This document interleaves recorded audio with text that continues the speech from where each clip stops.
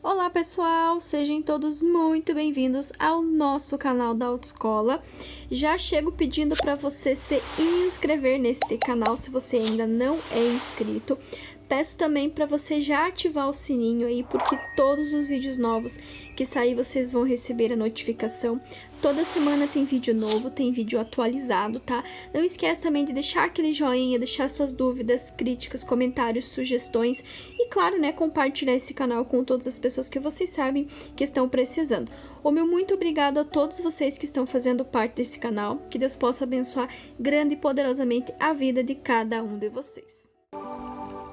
Então, pessoal, só para lembrar e reforçar para vocês, aqui vocês vão ter a pergunta em preto e apenas a resposta em cor de rosa, e no mesmo slide, né, itens relacionados com essas perguntas. A distância de frenagem é definida como, notem que o próprio nome já está dando para vocês uma indicação, é frenagem.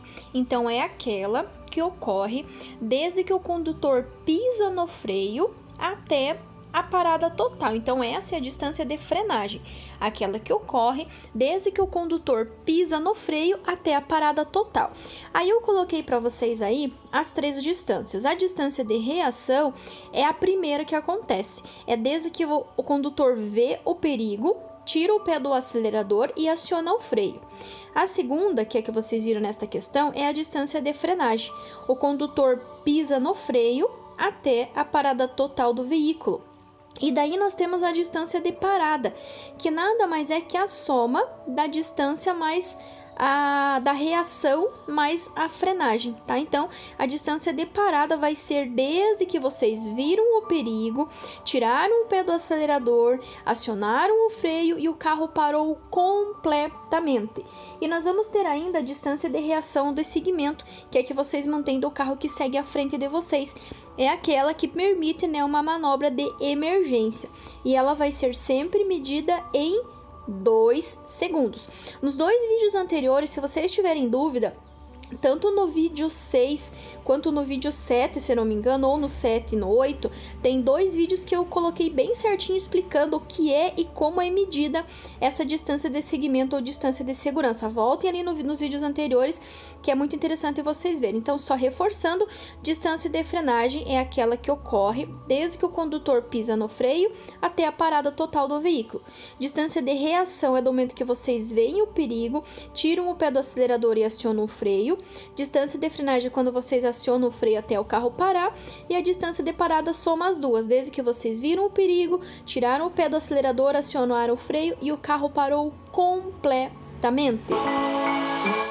São componentes básicos que compõem o sistema que controla o aquecimento do motor. Controlar o aquecimento já tem alguma coisa relacionada com água. Então, vocês teriam que pegar qualquer questão que estivesse falando de água. Neste caso, radiador, bomba de água, depósito de expansão do radiador. Então, são componentes básicos que compõem o sistema que controla o aquecimento do motor.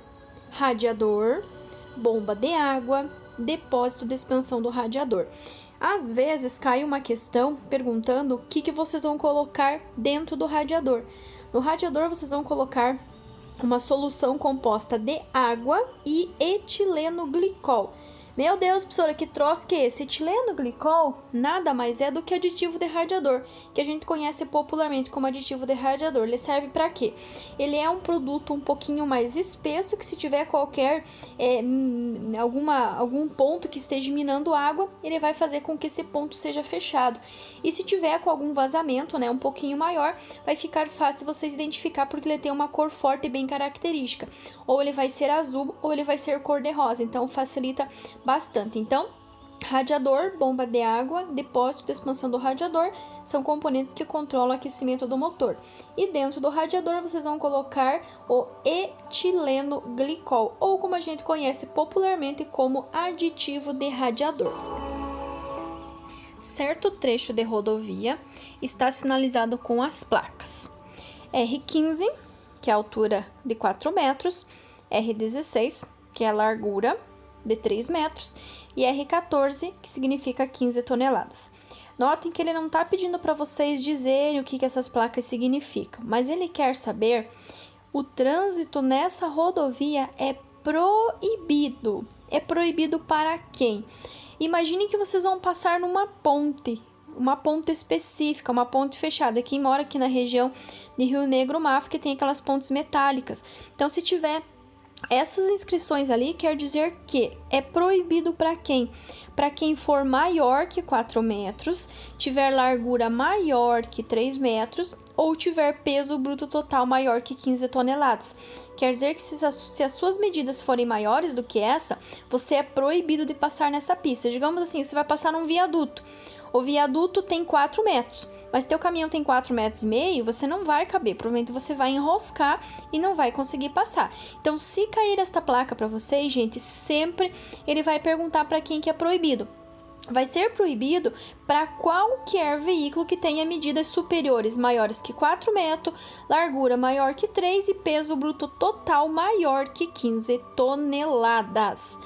O sinal sonoro que corresponde à parada obrigatória caracteriza-se por 2 silvos breves. Então, ele deu 2 apitos lá, pi, pi, você tem que parar, certo?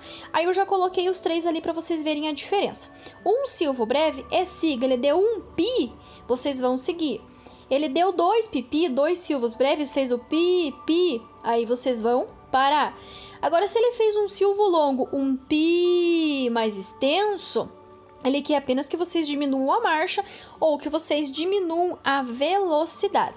Reforçando, um silvo breve é siga, 2 silvos breves é pare e um silvo longo é diminua a marcha, ok? Outra coisa importante, os sinais sonoros, eles só têm validade se eles forem utilizados em conjunto com os gestos do agente de trânsito. Por quê?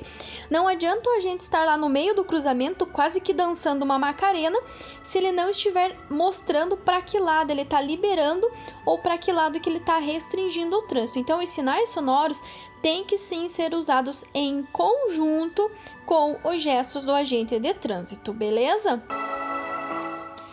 Essa próxima questão bem grandona aí tá falando para nós com relação ao transporte de crianças. Então, tem algumas regrinhas que vocês precisam seguir. Neste caso, né, como vocês com certeza já se anteciparam, as 3 alternativas estão corretas porque estão em cor de rosa. Então, diz o seguinte: primeira, transportar crianças em veículo automotor sem a observância das normas de segurança estabelecidas na legislação é infração de trânsito. Sim, com certeza. Se você não respeitar as normas, as regras que estão ali pré-estabelecidas no código, além de você estar cometendo uma infração, você vai estar colocando a criança em risco. Crianças com menos de 10 anos devem ser transportadas nos bancos traseiros, salvo as exceções regulamentadas pelo CONTRAN. Sim, quando a criança tiver menos de 10 anos, ela tem que sim ficar no banco de trás. Quais que são as exceções? São 2. Primeiro, se vocês têm uma caminhonete, vocês têm uma picape e esta não tem banco traseiro, vocês podem sim levar no banco dianteiro as crianças menores de 10 anos, todas no seu dispositivo adequado à idade e ao peso.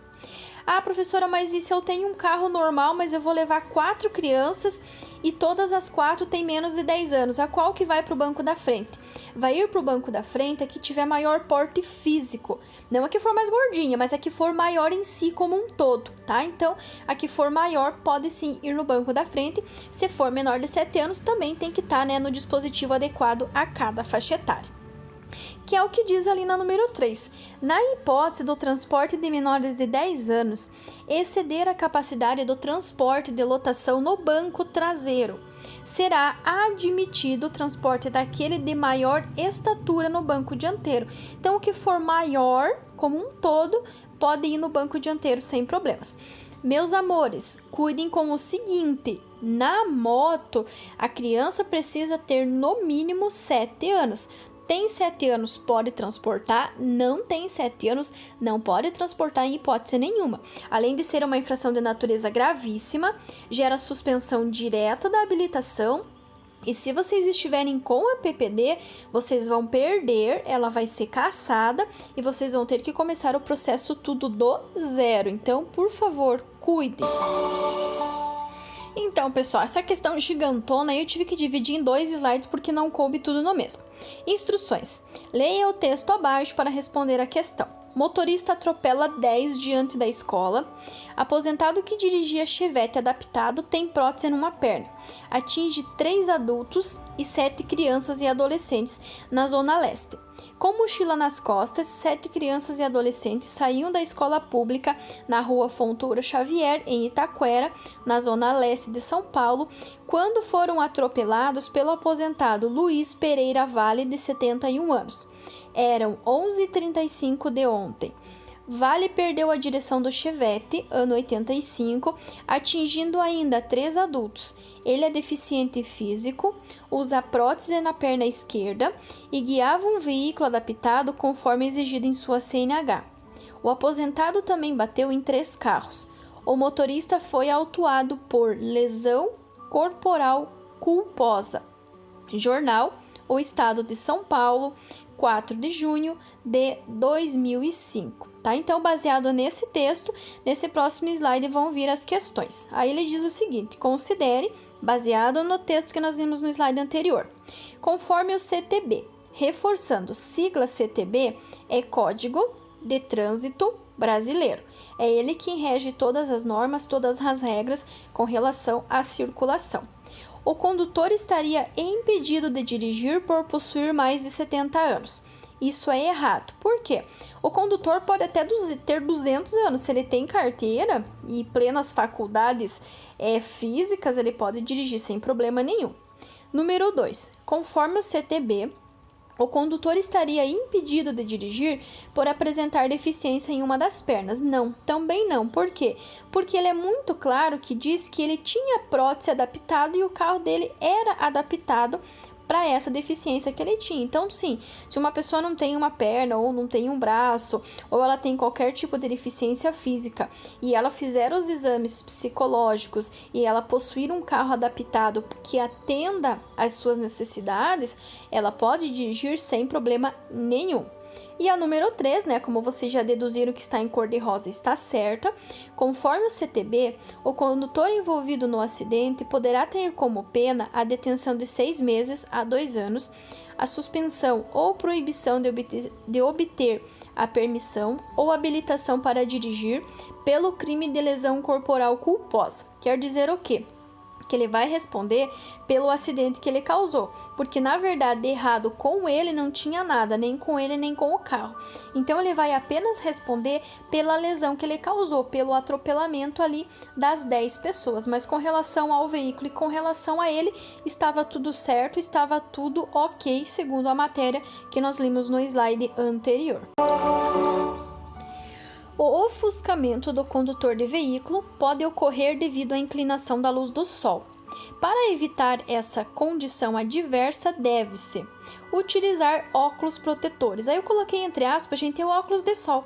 Sabe esse óculos de sol convencional que a gente usa no dia a dia para proteger dos raios solares? É exatamente isso que vocês vão usar para evitar o ofuscamento, utilizar óculos protetores. Vocês ainda poderiam ter a opção, se caso tivesse na pergunta, usar o parasol, que é aquela pala que tem ali no teto, quando vocês abaixam, que ele dá, não na gente que é nanico, né, porque a gente que é nanico, aquela pala ali não resolve pra nada, mas pra quem, né, tem uma estatura normal, aquela pala ali, quando a gente abaixa, ele protege do sol. Então, poderia utilizar óculos protetores, tanto quanto poderia, né, utilizar o parasol.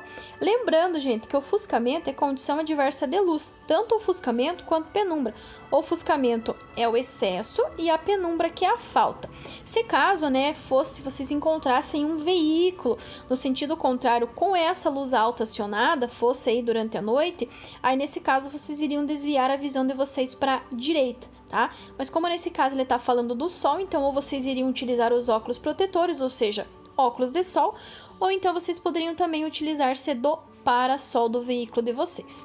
Pessoal, nessa questão aí também vale ressaltar, se caso vocês estiverem de moto, vocês também podem utilizar o óculos de sol dentro do capacete. Ou se também vocês tiverem aquelas viseiras escuras que já vêm escura, vocês também podem usar. Só tomem cuidado porque só pode ser usada durante o dia e não pode ter películas, tá? Ela já tem que vir pronta de fábrica, tanto na tonalidade preta, escura, quanto naquelas tonalidades que são refletivas, sem problema nenhum, só que apenas durante o dia, beleza? Qual a distância mínima? Presta bem atenção, meus amores. Ele tá falando em distância. Ele quer saber qual a distância em metros mínima ao ultrapassar uma bicicleta. 1,5 metro, 1,5 metro, 1,5 metro, 1,5 1 zilhão de vezes 1,5 metro. Por quê, gente? Porque vocês vão lá e erram. Vocês colocam a distância mínima necessária para evitar contato com a bicicleta. Não é, meus amores. Se ele está falando em distância mínima, é uma distância X estabelecida por lei de 1,5 metro, 1,5 metro, 1,5 metro, 1,5 metro. Pelo amor de Deus, não esqueçam. Notem que na pergunta de baixo ele está fazendo outro tipo de pergunta, ó. Preste bem atenção. Em cima ele falou da distância mínima. Se ele já falou em distância, ele quer uma distância em metro. Distância a gente mede em metro, quilômetro e assim por diante. Ao ultrapassar um ciclista, o condutor do veículo motorizado deve. Note que ele não está falando em distância, ele está falando que ao ultrapassar um ciclista, o condutor de veículo motorizado deve reduzir a velocidade do veículo de forma compatível com a segurança. Então, gente, cuide para não confundir uma coisa com a outra. Em cima ele está falando em distância, embaixo ele está falando em cuidado. Portanto, não confundam. Distância é 1,5 metro. Agora, ao ultrapassar o ciclista, o condutor do veículo motorizado deve reduzir a velocidade do veículo de forma compatível com a segurança. Mas falou em distância, pelo amor de Deus, 1,5 metro. Não esqueçam disso. Beleza, meus amores? Então, finalizamos por aqui mais um vídeo. Se eu não me engano, este é o vídeo de número 10. Obrigada a todos vocês que estão assistindo esses vídeos. Não esqueçam aí de se inscrever no canal, de ativar o sininho, de deixar os comentários de vocês aí nos vídeos e, claro, de compartilhar com todo mundo. Obrigada a todos, fiquem com Deus!